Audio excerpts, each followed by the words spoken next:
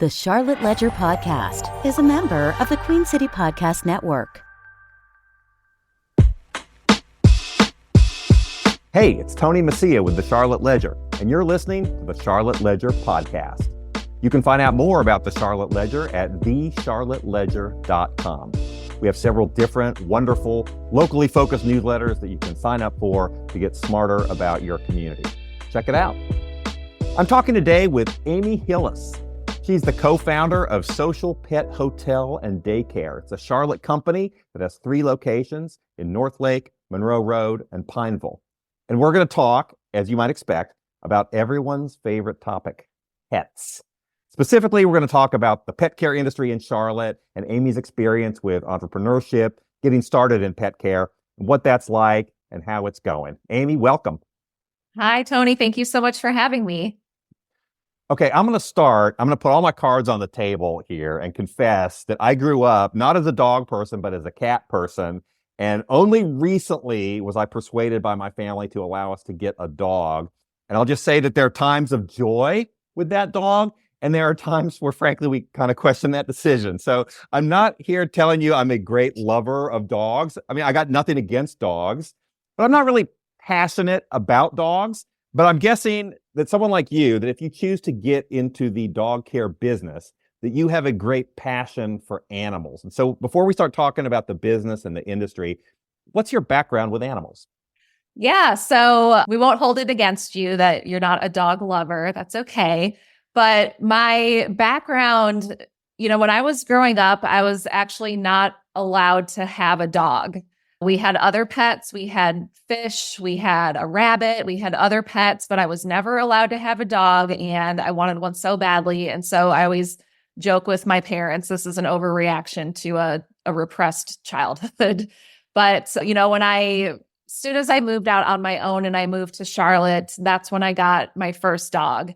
And it was really challenging trying to find proper care for him and trying to know who to trust and where I should take him. And so the experience prior to Social Pet was actually not a lot. It was really just with my own dog and just having a love for animals.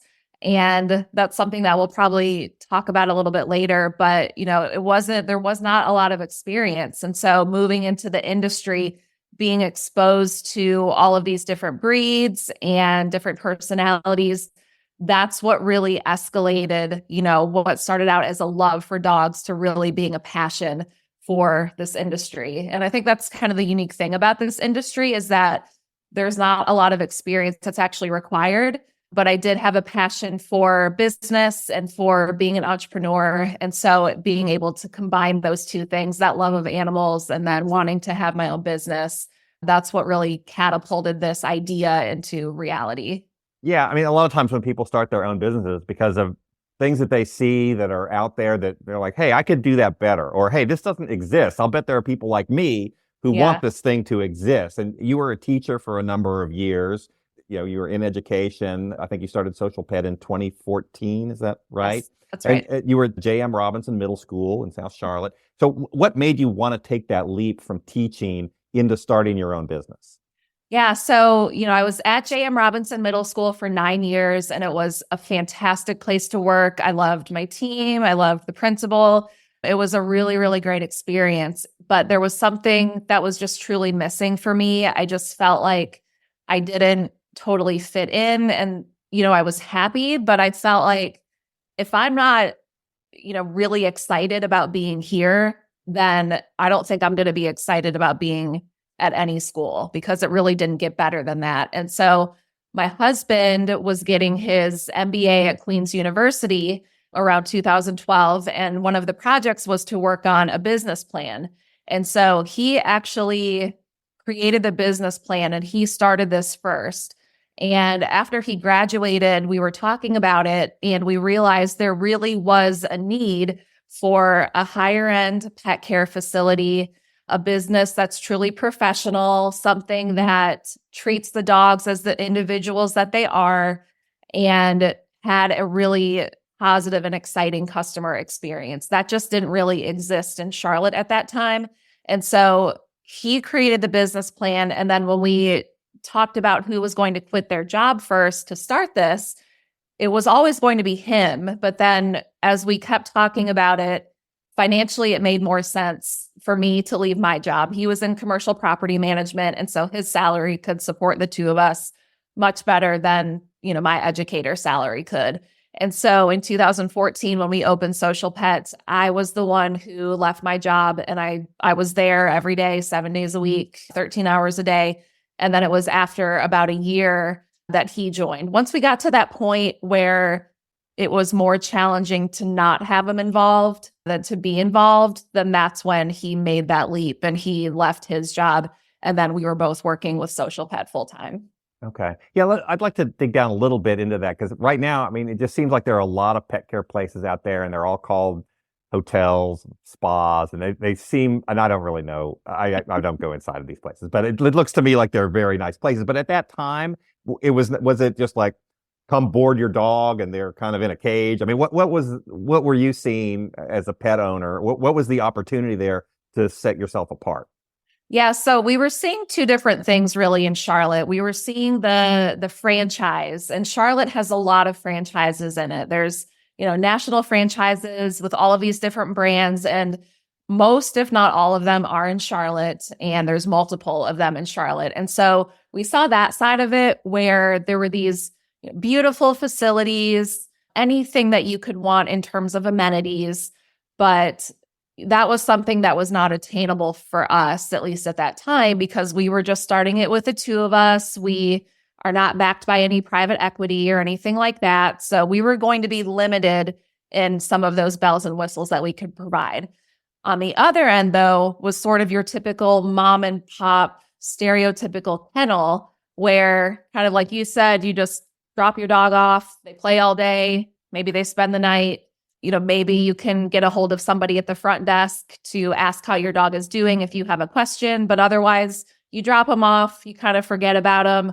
And when you pick them up, you just want them to be, safe and alive generally. And so there is a very obvious need for something in the middle. I don't think pet parents really knew what to expect or what questions to ask. And so we wanted to provide something that was really accessible for pet parents who really wanted their dog to have a positive experience and who viewed their dog as a family member. So just like when you drop your child off at daycare for the first time, or maybe your child is going to kindergarten for the first time, there's a whole experience around that. And we wanted to bring that level of detail to the pet care industry. And that's something that we started doing from the very beginning that bridged that gap between the two ends of the spectrum that we were seeing. That makes sense. So how did you actually go about getting started? I'm guessing you started with one location, or, I mean, you had to get a lease, you had to hire employee. I mean, what was that process like, and how did you actually go about getting started? Yeah, so we started with a lease. We were leasing our Pineville location. We've since purchased that, but we were leasing it, and we started with our own money. We started with $50,000, just savings, and that's what we put into Social Pet. And we did have a business partner at that time as well. We've since bought him out, but we grew together for a while, and that it made sense to part ways. But we're still great friends and everything. But we started with that amount of money, and it was really just insane. I think I'm glad that I didn't know how hard it would be because I don't know that it would have made sense to do it. And it doesn't make sense, right? I mean, you're going to take this concept that's already been in existence and you're going to say, well, I can do that better. Me not having a lot of dog experience, but just having a passion for business and doing my own thing. So it was very, very slow getting started. We had to do a lot of client education. We had to do a lot of marketing. We reached out to every veterinarian in the area to let them know that we were here. When we were hiring people, we were looking for people who primarily had dog experience, which is not quite what we look for now, but we wanted people who had experience with dogs and who were really, really hard workers. And it's tough. I mean, any business owner or any manager even will tell you that staffing is really the hardest part of the business, of any business. And that's what we found too. It was really hard to keep people, especially in this industry where it's dirty, you're working outside in the elements. It's not just, playing with puppies all day, which is sometimes what people think. But we started off very, very slowly. And I remember there were moments early on where I would be working at the front desk and the phone was not ringing. And I remember using my cell phone to call the phone on the front desk to make sure the phone was working because it was just not ringing. And then I remember it did work. I called and it rang and I was like, oh, I don't know. I guess nobody's calling. It's the problem is it worked. Calling. I was hoping it was broken, right? Yeah, I was hoping it was broken.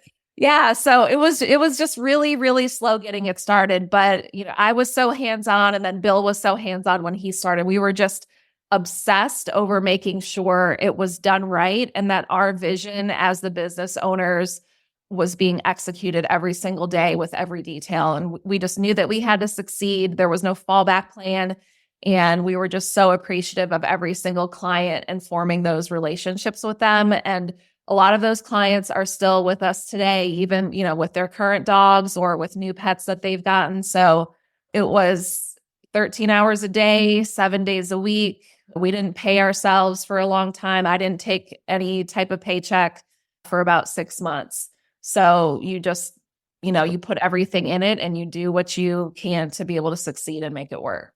Was there any particular moment where you knew it was going to work? I mean, I'm guessing that a lot of small business owners, they have these business plans drawn up. They have on paper how it's all supposed to work. And it's like there's a bit of nervousness of, okay, is this actually going to work? And it sounds like you had an experience where it's like, okay, well, I don't know, is this going to work or not? Was there a moment where you're like, okay, I think we're onto something here. This is actually going to play out okay?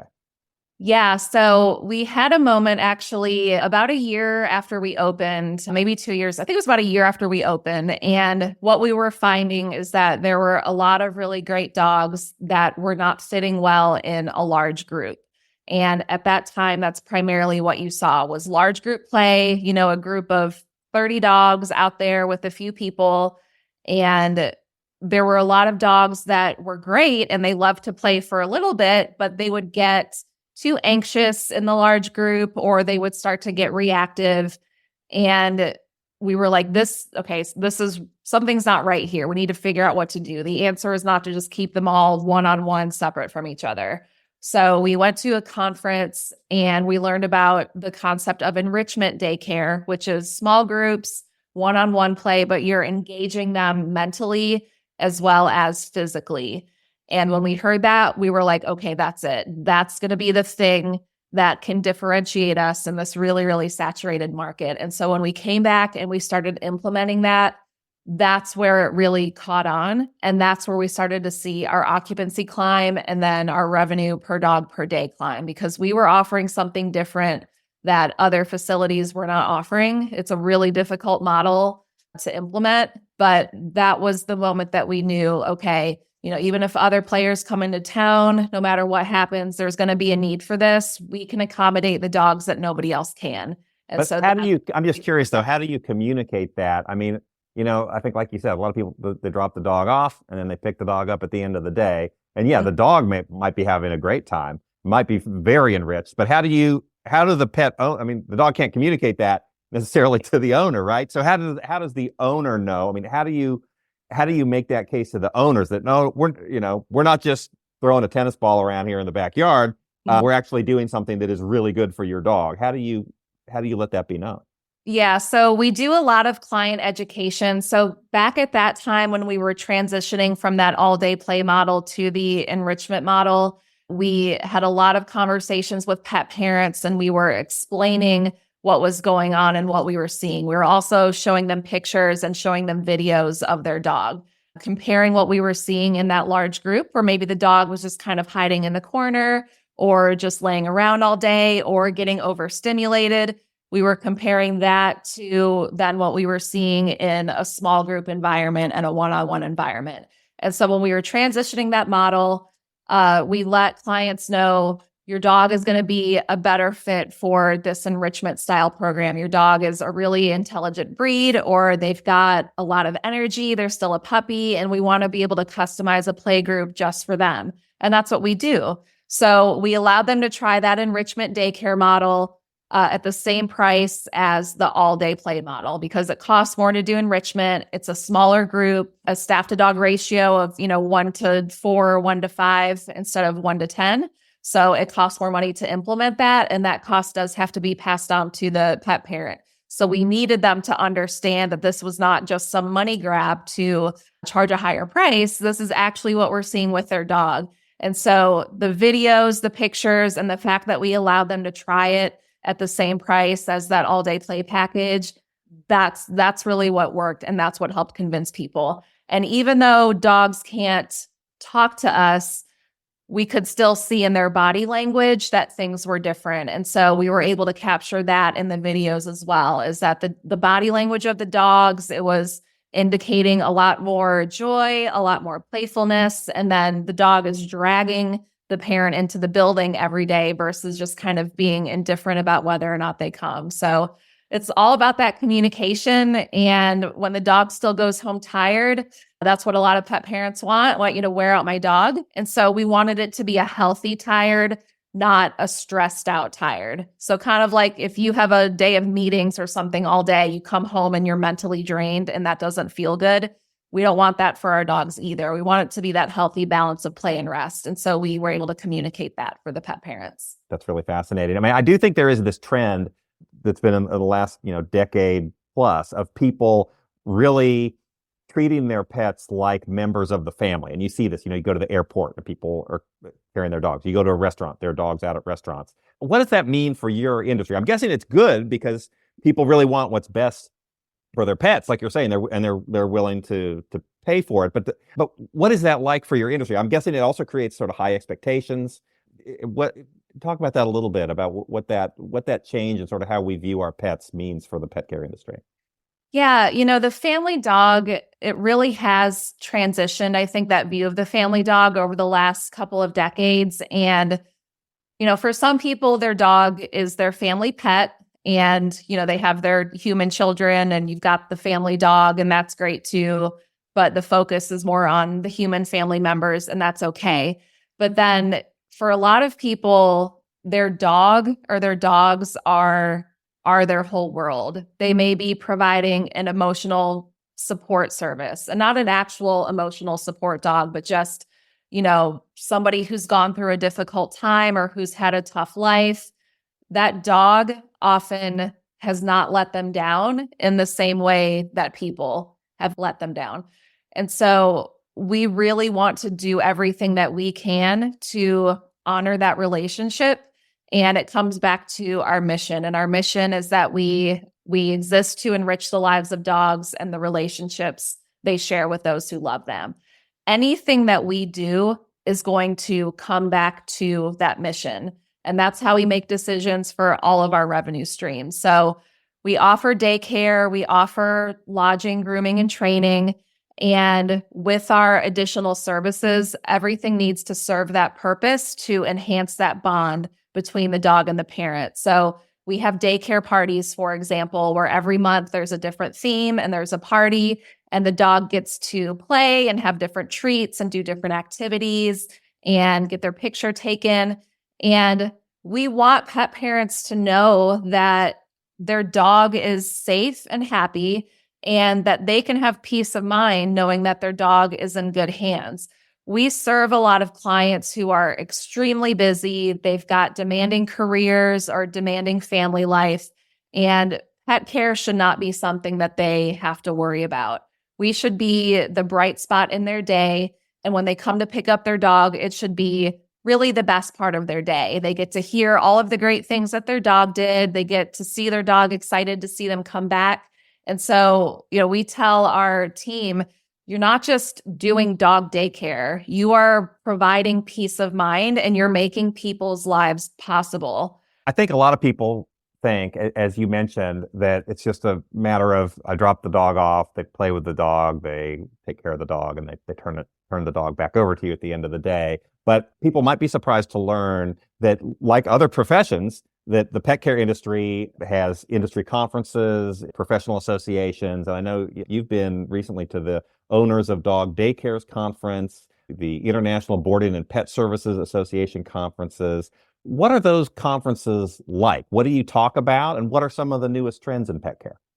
Yeah, so those conferences are what I imagine a lot of conferences to be like. There's always a lot of great quality education. So there's different sessions led by industry leaders, and those sessions can talk about anything from dog behavior and playgroup management to how to decrease turnover, how to hire, best practices in that, best practices in building a culture, any topic related to business ownership, HR, payroll, anything that's related to business ownership. That's the type of thing that you're going to hear about at these conferences. And then, of course, there's also a trade show as well. And so different vendors and things will come on that trade show floor and they'll promote their products.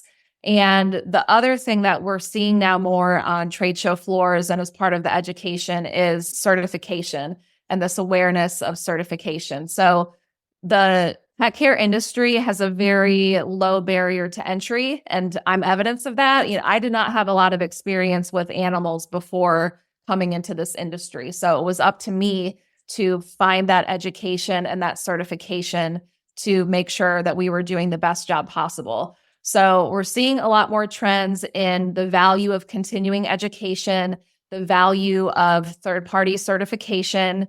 A lot of parents would be surprised that there is no credentialing or anything required to open a pet care business. You need a business license to operate legally, but that's it. So if you're working with a pet sitter or somebody on Rover, if they're watching a dog in their home for money, they're operating illegally. They're operating an illegal business. You're not allowed to do that. And so what we're doing as an industry is we're making people aware of the need for continuing education and credentialing.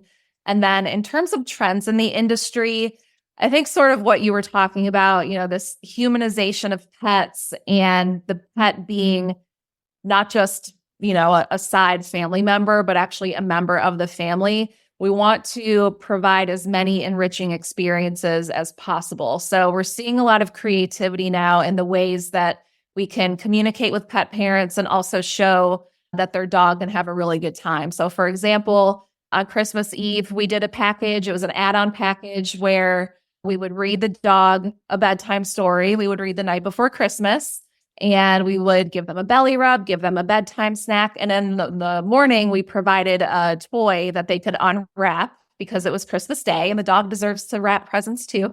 So we would give them that toy and they could unwrap it, and we would take a video of this and send it to the parent because the dog is part of the family. And so if the dog can't travel to wherever the family is going, then they still deserve to have that Christmas morning experience. So it's doing what we can to replicate or even make better the experience that they have at home with trained professionals and people who are qualified and educated to provide the proper service for them. It's very thoughtful of Santa to stop by Social Pet and drop off gifts for all the dogs. It really is. Yeah, we love them for that. So from the perspective of a pet owner, what are some of the things I should look for? If I'm looking, okay, I'm going to be out of town. I need to take my dog somewhere. There are all kinds of places that I have options to do that. How do I know? How do I distinguish one from another? How do I know what the best place is? Yeah, so one of the resources that we provide at Social Pet and that we encourage other pet care providers to provide is a checklist of what to look for in a pet care provider. So just like when you're shopping for a child daycare for your human child, there's a set of questions that you might ask about safety and credentials and what do you do in an emergency. It's the same type of thing for pets. And so what we want people to look for is the physical safety. So what does the environment look like? Is there secure fencing? Is there climate controlled spaces for them to rest and to play? Is there proper staffing? North Carolina's law is that there's one staff member per 10 dogs. So is there at least that as a minimum? Emergency preparedness. So what do you do if there is a natural disaster? What's 24-hour care look like? Is the facility fully staffed, or is it at least monitored by a security company? Your professionals, are they trained in animal behavior? What type of certifications and continuing education have they taken to be qualified to do this job? How does the business prioritize emotional well-being. So being able to read that body language and to make sure if the dog is showing you that it's tired, then it's time for the dog to rest. We're not just going to run the dog all day because that's what the parent is supposedly paying for. Other pieces of wellness, what are the vaccination requirements? What happens if a dog gets sick? What do you do with that dog? And then just, generally compassionate caregivers. So proactive communication. If something happens with your dog, what does that communication look like? How do we keep the client informed about what's happening with their pet? So there's a lot of those things that go into it that a lot of people don't understand, which that makes sense. I mean, that's not their job to understand that. But as a pet care provider, we want to give pet parents those questions and those resources so that when they are shopping around, they can ask the right questions and they can see what's the best fit for their family. So you've been going at this now with Social Pet for about 10 years. What is the industry in Charlotte like now compared to how it was when you started? What sort of changes have you seen? How is it different? The competition in Charlotte is really the most intense that I've seen in North America. The number of facilities that we've got over 100 boarding and daycare providers in the county and in the area surrounding the county. And that's by far the most of anybody I've seen. When we started, there were around 30 providers. And so that number has just exponentially grown since 2014.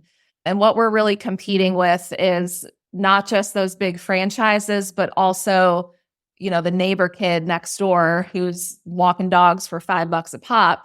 Why should somebody spend upwards of $100 a night when they could get a service like that? So the competition is really intense. And again, that's where that education comes back to pet parents. You want to make sure that you are choosing a pet care provider who is knowledgeable and trained in all of these different breeds and different special needs and has a plan to be able to communicate with you when you're out of town. So the competition is intense, and then it's just up to us to differentiate. And that's how we've done it through our communication, education, and through our small group and one-on-one play. What are the challenges of being in this industry and what are the joys? Well, the joys, the biggest joy I think for us is when we have a dog that comes to us who was kicked out of other facilities or maybe another facility referred them to us, and being able to create an environment for that dog where they can truly thrive. When a dog can find friends for the first time, when the dog really wants to play with other dogs and we can create that play group, that's a really exciting feeling to see, the dog is able to interact with other dogs. And I think providing peace of mind to pet parents when they've had challenges with other facilities, but they're able to come to us and feel confident and see that their dog is being taken care of, that's a great thing too. And then also providing that career path for the pet care professionals that work for us. So for the first time, there is a viable career path in the pet care industry. It doesn't just have to be some after-school part-time job or something that you do before you become a veterinarian. There are ways to make this a career, and it's really exciting to be able to provide that for our people. I think the challenges kind of go along with that. So educating pet parents on what goes into this and, what makes us different from the facility down the street that charges $20 less than us. Why would they come to us when they could go pretty much anywhere else and get it done cheaper? What are we doing that's different, that's commanding that value? Having our team that we value so much, it's a challenge to make sure that we can show that we value them and that we respect them, and we want to continue to motivate and incentivize them. So continuing to find all of those different education opportunities, providing benefits and incentives that they actually want, showing that we want to reward and recognize them. That's always a challenge. It's a good challenge, but that's always a challenge as well. Well, that sounds like a good place to end things. If people want to find out more about Social Pet Hotel and Daycare, what can they do? Yeah, so you can check out our website at socialpethotel.com. And then you can also check out our social media. Our handles are at Social Pet Pineville, at Social Pet Charlotte, and at Social Pet Northlake. All right. Thanks, Amy. Thank you. Okay, that's a wrap. To our listeners, thank you for listening. The Charlotte Ledger podcast is produced by Lindsey Banks. QueenCityPodcastNetwork.com.